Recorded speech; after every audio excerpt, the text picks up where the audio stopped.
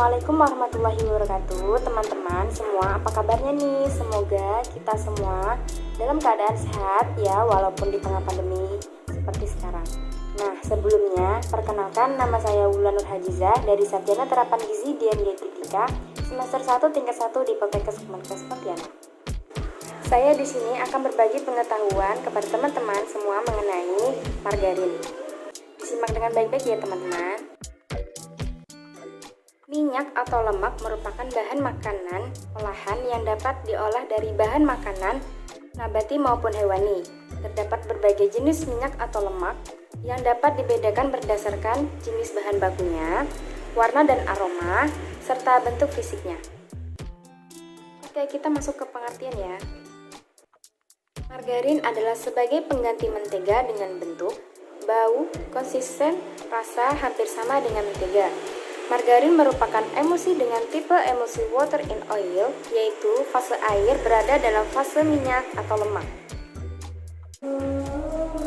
Produk margarin pertama kali diperkenalkan dalam sayembara tahun 1887 di Perancis yang diadakan oleh Kaisar Napoleon III dan dibuat oleh Mague-Moise. Margarin banyak dimanfaatkan dalam pembuatan produk bakery seperti bolu, roti, dan lain-lain, serta sering juga digunakan sebagai media penggoreng. Margarin merupakan campuran antara 80% lemak dan 15-16% air, serta bahan lain berupa garam, flavor, warna, dan vitamin. Lemak apa yang terdapat dalam margarin? Lemak yang digunakan untuk pembuatan margarin dapat berasal dari lemak hewani seperti lemak sapi atau lemak babi, dan lemak nabati bisa menggunakan minyak kelapa, minyak kedelai, dan minyak jagung. Syarat-syarat minyak nabati untuk pembuatan margarin: yang pertama, bilangan iod rendah. Lemak yang mempunyai iod rendah lebih tahan terhadap kerusakan proses oksidasi. Yang kedua, warna minyak kuning muda. Dengan menambah beta-karotin dan lisetin dalam jumlah yang lebih besar sehingga diperoleh warna kuning mentega. Yang ketiga, asam lemak yang stabil.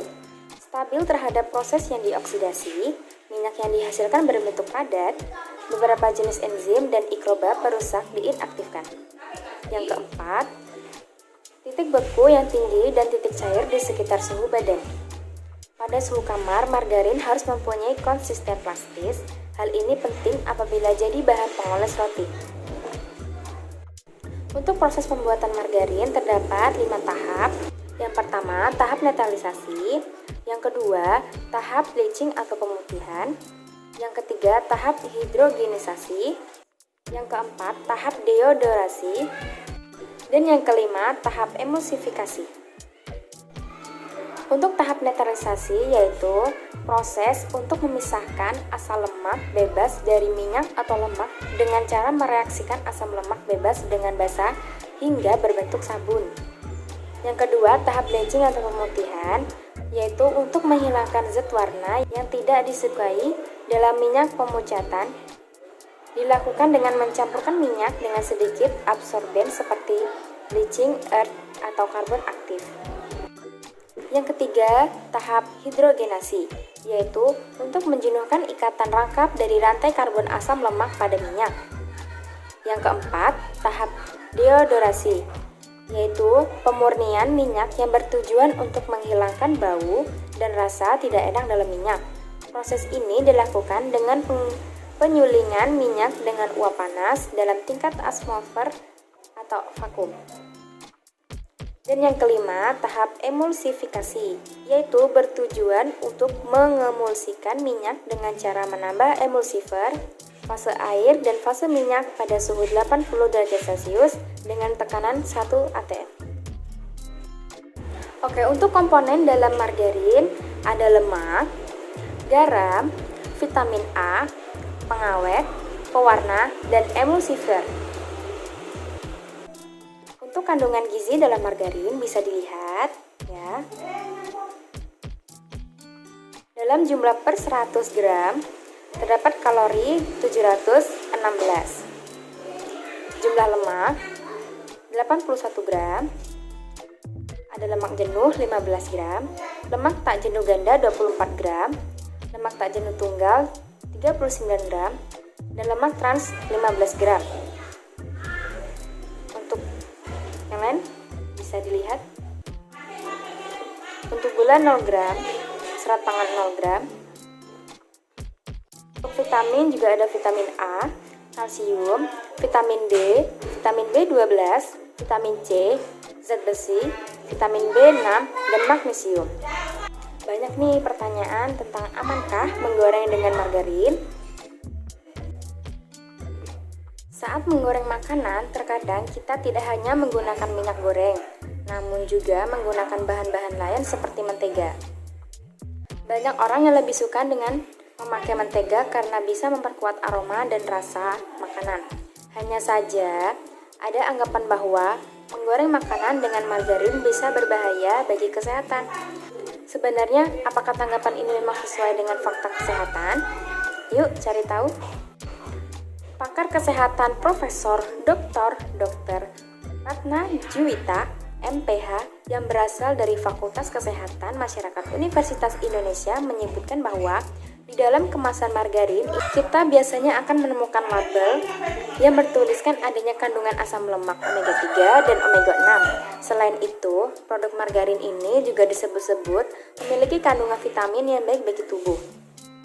Sayangnya, Dr. Ratna juga berkata bahwa berbagai kandungan kesehatan di dalam margarin seperti asam lemak omega 3 dan omega 6 ini akan rusak jika dipanaskan dengan suhu tinggi. Sebenarnya, asam lemak omega 3 dan omega 6 sangat penting bagi kesehatan otak, khususnya bagi pertumbuhan sel-selnya. Ada kaitan erat antara kecerdasan anak, sehingga anak-anak sangat disarankan untuk mengkonsumsinya. Hanya saja, bukan berarti kita harus mendapatkannya dari margarin yang digunakan untuk menggoreng makanan. Jika kita memanaskannya, maka komposisi lemak di dalam margarin akan berubah dan membuat asam lemak tersebut rusak. Hal ini justru akan membuat manfaatnya menjadi hilang.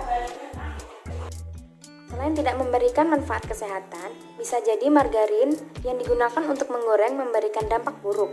Sebagai contoh, kandungan lemak ini justru akan berubah menjadi lemak jenuh yang dikenal luas sangat buruk bagi kesehatan jantung dan pembuluh darah.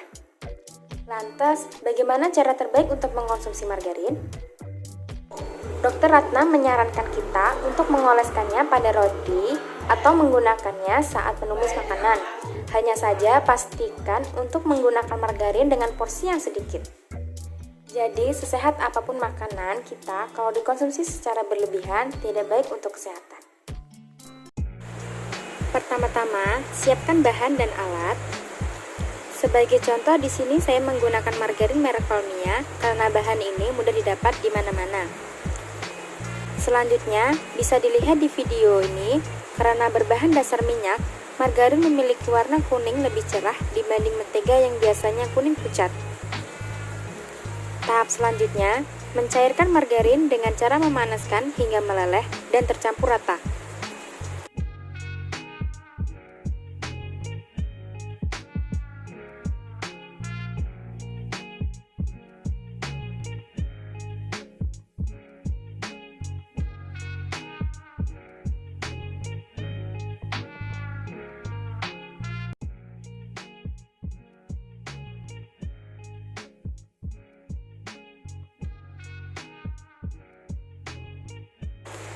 Dan tahap yang terakhir, bisa kita lihat warnanya kuning lebih cerah. Setelah dicairkan, teksturnya menjadi lebih encer dan sedikit kental dengan aromanya yang khas margarin. Nah, sekian materi yang dapat saya sampaikan. Semoga dengan ini dapat menambah pengetahuan kita tentang margarin. Jika terdapat kesalahan, saya mohon maaf. Saya akhiri. Wabillahi taufiq wal hidayah. Wassalamualaikum warahmatullahi wabarakatuh. Sampai jumpa.